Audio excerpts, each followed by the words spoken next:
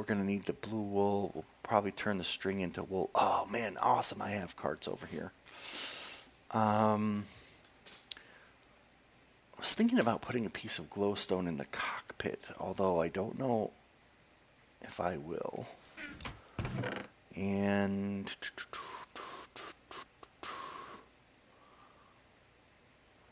oh, I wonder if I could use repeater. Nah. Some more of that. I don't think I need any glass. I don't think I need any of this stuff at the moment. So let's start grading my iron while I look at the next question. The next question, freeze tag or hide and seek, which do you enjoy more? Hide and seek, absolutely, I enjoy more. But I'll go one up from that and say hide and seek tag is actually my favorite game of all time when played in a large outdoor area like a big backyard / front yard with twisty-turny, not twisty-turny, but with a lot of spaces that you can move around. So, for example, when I was a kid, my neighbor across the street and best friend, whose name was Jeff, he had a backyard. He had a 2-story house in the back, 1 story in the front. So there was like a sloping lawn on either side. It was all fenced off with bushes and these big railroad ties. So there was a lot of places to hide along the fence line behind the bushes. In the far back of his yard, okay, let's start in the far back right corner, was a corrugated metal shed, like a aluminum shed, that was probably about 6 to 7 feet high. I don't know, maybe 8 by 8 square. And then around that, and it wasn't flush up against the fence, there was enough room that there was a row of, no kidding, industrial metal barrels full of pieces of scrap metal. And then enough room to walk around, and then a huge pile of wood, like boards and coils of wire, and like, it was almost, I mean, no offense, like a junkyard back there, because his business, caused him to have a lot of that kind of stuff. But as you can imagine, it was an amazing place for kids to climb on and play and hide. And technically, we weren't supposed to go back there because, you could get injured, but we did. So then, for a time, he had a swing set in his yard, but that got replaced by a big pool, like about a 20-foot long, maybe even longer. Maybe it was 25 feet long pool, above ground pool, so you could run around it and hide around the back of the pool. And we actually dug, when we put the pool in, we actually did it by hand, and I helped them dig out a 6-foot deep section, half the pool, and then the rest was shallow, from about 4 feet to 3 feet. Then they had a wooden deck around the pool, and that had stairs going up to an upper deck on the second floor, which wrapped around half of the house, and also, dang it, I have to use one chunk of wood, I guess. Well, or I guess I could do this. So he had a 2-level deck, wooden deck, and the top deck, the second story deck, had a slide which was made of wood covered with a big long aluminum sheet molded into a U shape down into the pool. And then there were trees in the yard, by the way, that you could climb up and jump from the tree to the deck and vice versa. Well, you really weren't supposed to, but I did. And there was, and then there was like a gate on one side. On the other side, we used to just jump from the top of the deck over the fence into the neighbor's yard. And we used to, well, those of us that were crazy used to. And then we used to, there would be a gate, and up on the driveway, the gate went up to a driveway, and the driveway had an RV, like a mobile home, and it had a full-size luxury van. Usually it had these things. And it had, what else? A normal car. And I think it had one more thing. Maybe there were two normal cars there, actually. I think there were two normal cars there. So, but basically, like, every... Oh, you know what? I need to move these over. I need them to be underneath there. I didn't really want them underneath the lamps, though. Directly underneath the lamps. But I guess beggars can't be choosers. That's what the map wants. Okay. There's my hooks, which I'm happy with. And then we're gonna need cameras in here, I think. We're gonna need crates out here and more decorations, but this is coming along. This is coming along, actually. Do I want to do lower hooks or do I want to do more hooks? I feel like I actually want to do more hooks.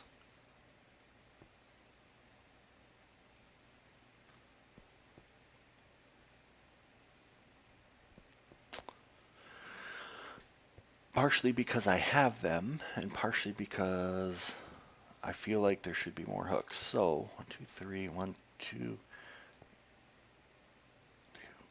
3. We'll put them here.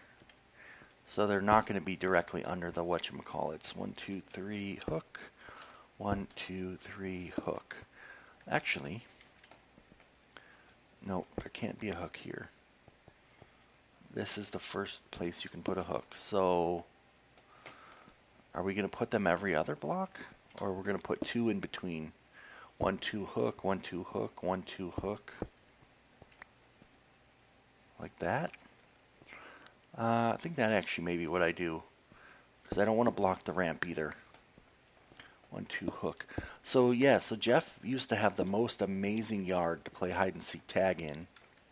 And what we would do, oh, and then his front yard was just full of bushes and trees. It was a big house and a big yard, I guess I should say. Did I not bring a bed over here? That seems rather short-sighted of me if I didn't. Here it is. That spider didn't prevent me from sleeping. Oh, you bass. I'll let you finish that statement. So what we used to do is we used to go on the front porch, and by the way, there were at least 6 of us on any given night playing together. More often than not, there was more than 6 of us. We had a lot of kids from the local elementary school in the neighborhood who would come over. We'd all gather at the front porch. That would be glue. That's where the counter would actually count to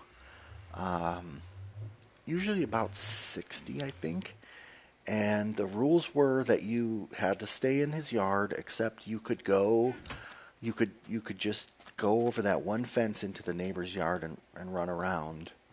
I don't even know if that was in the rules, but we did it. Or you could go... I don't really like the glowstone being there. What's on the outside? Okay, I can't really put the glowstone up on top.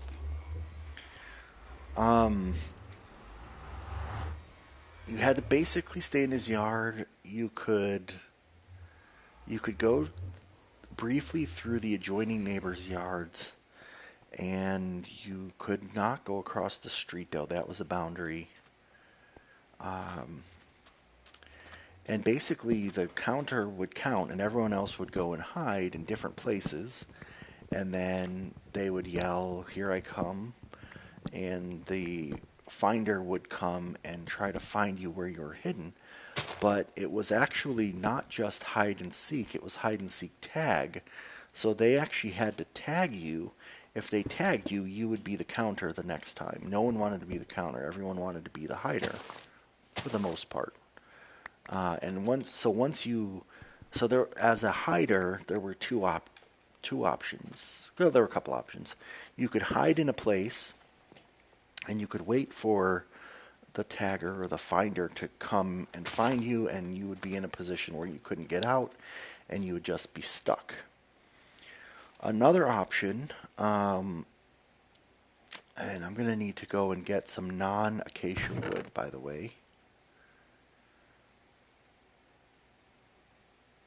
Yeah, I'm going to go need to get some non-acacia wood. We'll have to use the acacia wood for signs. Another option would be to hide in such a place that right when you saw the tagger person coming, you could, or when they found you, you had a backdoor kind of escape route. Like, let's say you were hiding up on one of the decks, crouched down behind a stack of chairs, stack of lawn chairs.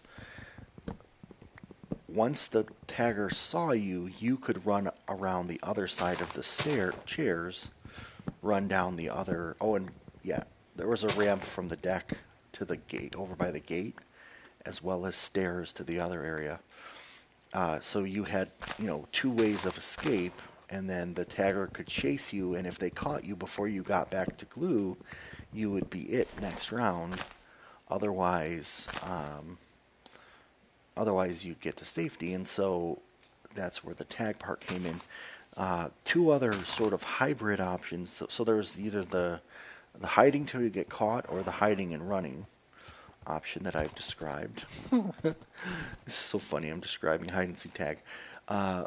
Or you could do what I often would do. Well, sometimes would do is you could hide, and then when the tagger got far enough away from glue, which was the front porch, you could run. You could run over to the front porch, and you could try to get to glue and be safe before the tagger got there.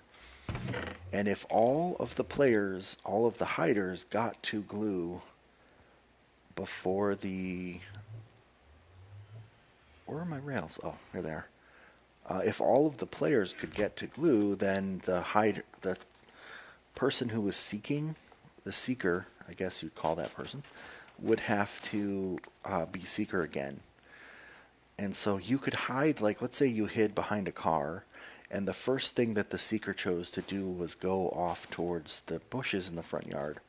You could very quickly run from the car and jump on glue and try to outwit the seeker.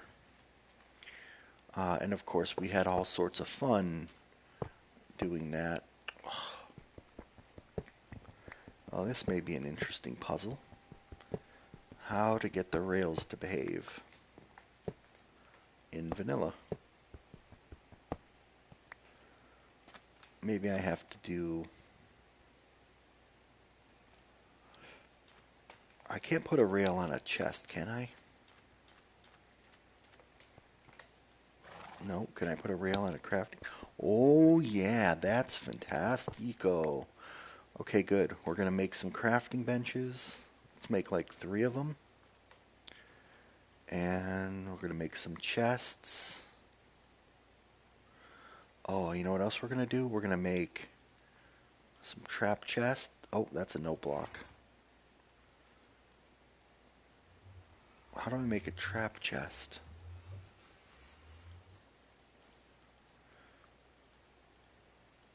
Isn't it something like that? Oops. It's this. There we go. And so then the last option that you had, which is one that I would most often employ in this game of tag, would be to get yourself hiding. Well, this is sort of, like I said, it's sort of a hybrid option. Hide yourself in a place where it looks like you have no way to escape, and then basically go out a back door that I almost just said the map maker, that the player won't dare to follow you. So for example, I would hide, there was a wood pile up on the deck, and sometimes I would I would literally climb onto the wood pile and and then the wood pile was up against the railing. I would climb over the railing, hang on the railing behind the wood pile, so that like if you came up onto the deck, you would just see a wood pile there. You wouldn't see me hanging from the side behind it, if that makes sense. I hope it does. And then you would, as you got close, if you saw me, or if you saw me from below, I would jump from there onto the chain link fence and then across to safety. Yeah, like I said, I was a little bit of a wild child. And so that was a whole heck of a lot of fun playing those games with these awesome kids. Let's put 2 chests here.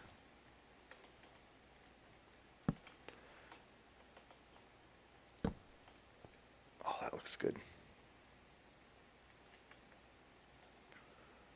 And then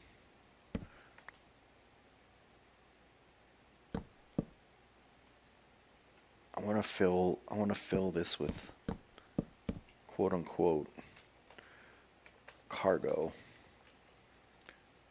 Actually, like that maybe.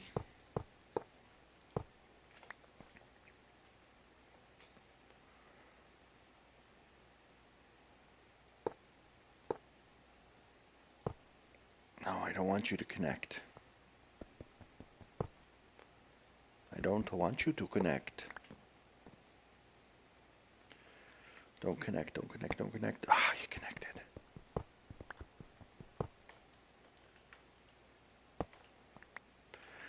Let's try this.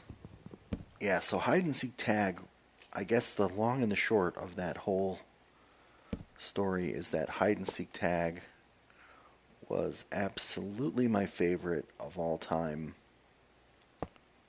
No, now why would you do that to me?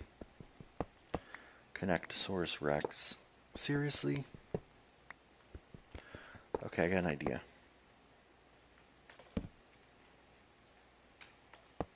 Oh my god, you even connected with that up above you.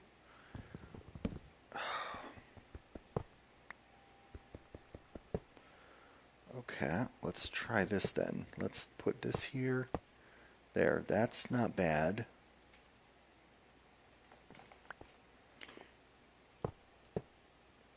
Why would you do that? There we go. Now, there we go. That's the trick. That's the trick to it. Okay. And we could have an acacia. We can have an acacia one in here somewhere. Oh, this is cool. These little slabs make it look like it's intentional. We have a high one on that side. Oh, danger, Will Robinson. Okay, so hide and seek tag is the best amalgam. Freeze tag, honestly, we played it, but not as much as regular tag, and not as much as hide and seek or hide and seek tag. Hide and seek, by the way, man, I was a good hider because I would scrunch myself into any possible place you could possibly contort a human body. And I was much thinner at various points in my life. So I was... We'll actually put the cameras here, I think.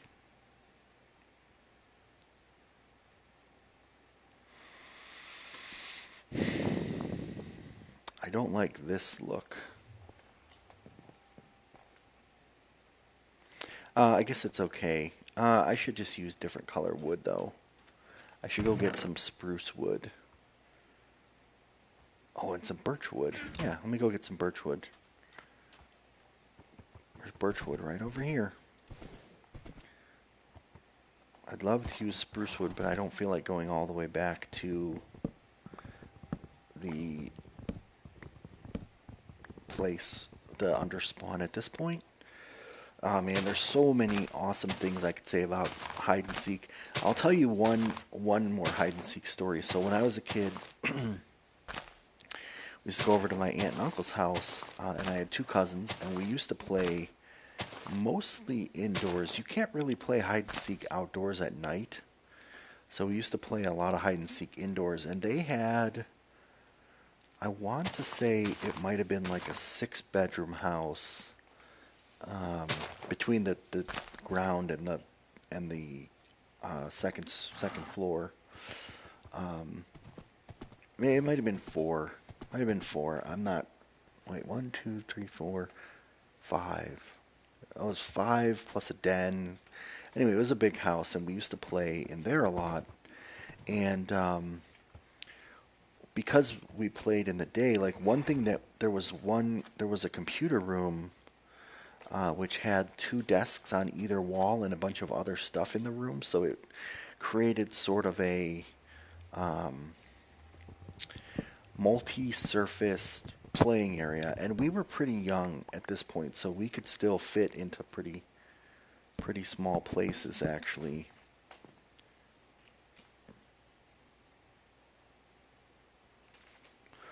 I'm getting ideas in my head here while I do this.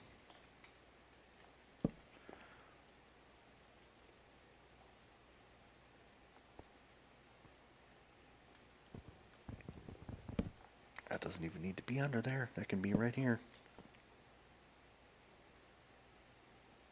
I'm trying to decide if I put this block here. I think I do. I think I do put that there. Okay. So we used to play, what we used to do is in this computer room, we could actually make it completely dark because of the heavy roller shade in that room. So we'd get it completely dark, and then we'd turn off the lights, and basically you could hide by just standing in a corner or standing on top of the desk or crouching under the desk. And it was maybe a 20 by 20 room. It wasn't huge by any means. But that allowed you enough places to hide, and because it was dark, you couldn't see, obviously, where the players were, and you'd basically have to feel around in the complete darkness. So we used to love playing hide and seek in that setting. It was a whole lot of fun. And sort of an extreme version of hide and seek. So yeah, I have many more fond memories of playing hide and seek as a kid. We'll put it that way. Next question. What would be the first... by the way, I did glance at some of these questions beforehand, but most of them I didn't, and I haven't spent much time thinking about how I'm going to answer them, so I'm just kind of going off the cuff. What would be the first thing you think other people who have never seen or heard of you would note about you at a passing glance? Probably, unfortunately, at this point, I think people would notice just my physical size, both meaning my height, and when I say unfortunately, also my weight. I put on quite a bit of weight that I had lost a lot of weight a couple of years ago, actually in 2011, and I've put it all back on in a little bit more.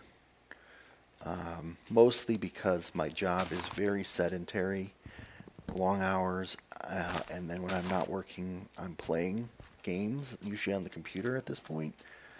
So workouts have been something that have fallen by the wayside, At some point, I will do something about it, but the time hasn't been right. That may sound like a cop-out, but it is what it is. So I think, and also I'm about 6'2", very broad-shouldered, so I think my physical size, but then I think this sort of the next layer, well, and at this point I'm basically, I basically don't have, I have very short hair. Whoops. At this point, basically shaved, receding hairline on top. I mean, look at my avatar. It's pretty much my own head. You can see bald on top, shaved on the sides, and the glasses.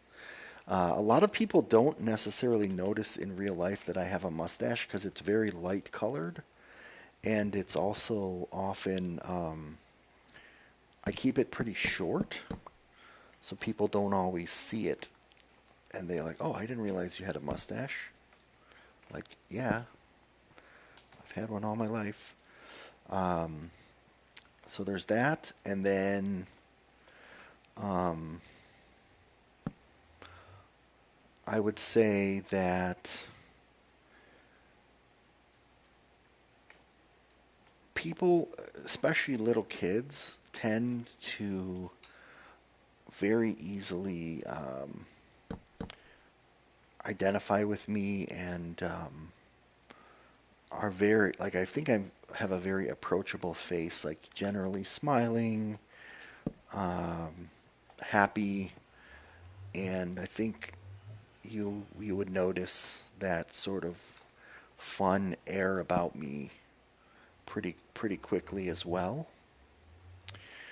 I think that's another thing that a lot of people notice right away. Approachable, dare I say, intelligent. What do you think I would say? Handsome.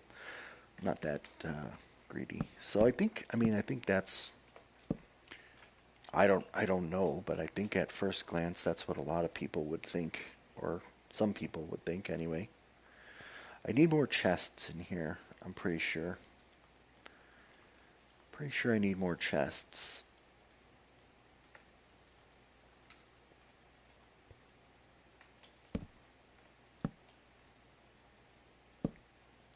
And they need to be kind of scattered around. Probably make some tripwire chests if I can. Okay, so we're pretty much at the end of the questions. I think there's one more. What is your favorite instruments based on all factors including sound, looks, compatibility, work, etc.? These questions are so thorough. I really appreciate them. My favorite instrument, just right off the bat, is the piano, which is based on pretty much all of the above, but overriding those things, I think my favorite part of the piano is when I sit at the piano and I play certain.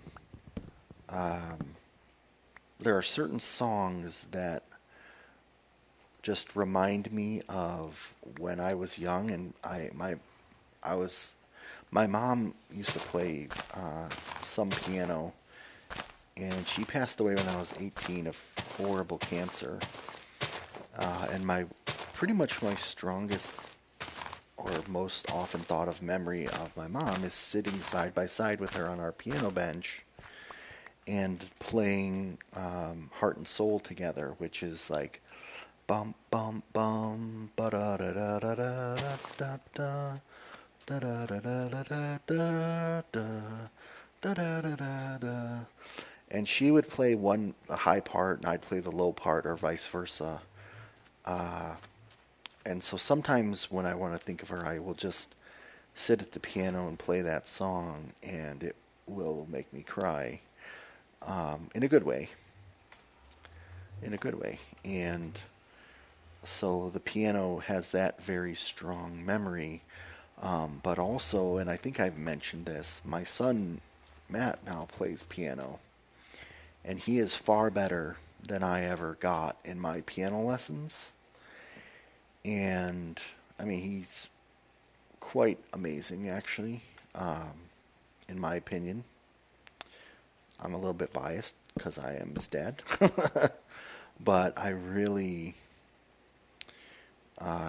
super, super proud of him and his piano playing.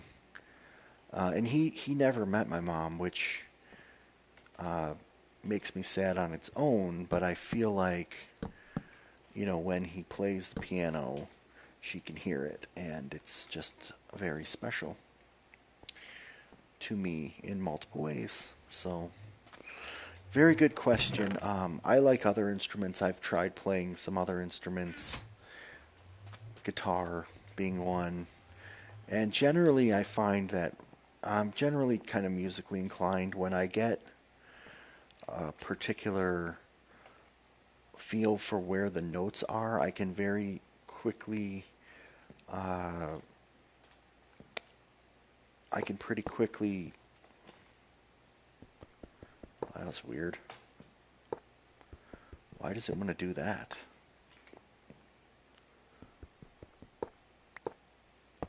No. Oh, that looks kind of cool though, actually. Wait a minute. That does look kind of cool. That doesn't.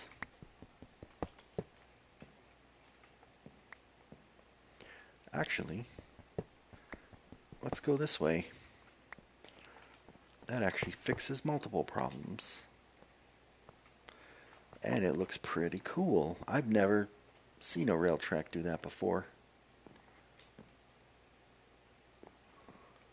I can't really put a tie down here, but I think I can put one here.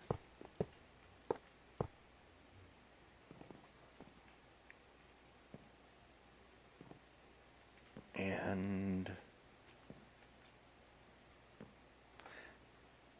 what happens if I do this? Does it break everything? Yeah, of course it does. I'm sure somebody's going to leave me a comment about the whole theory of north-south rails and how they work, but it's not really necessary, to be honest with you. Okay, so I think that's pretty good. I failed to leave room for the cameras. So those might end up getting lined up out here.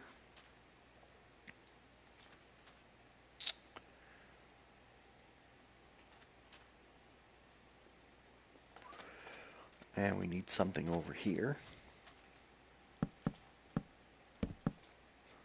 Of course, to kind of backdrop. See, because I want players to come into this angle.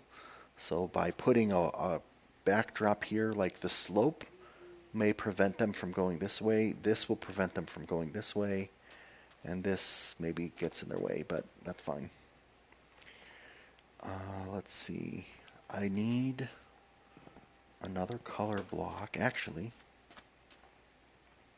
no, I think this is fine over here. We'll take this. And we'll put this in its place. So that's it for the Q&A, I believe.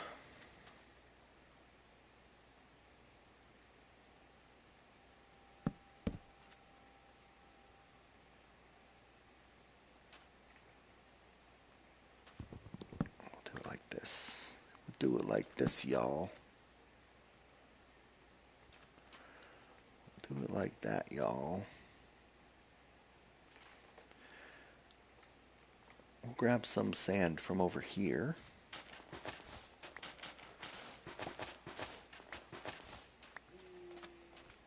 Oh, I gotta answer that. I will see you guys next time.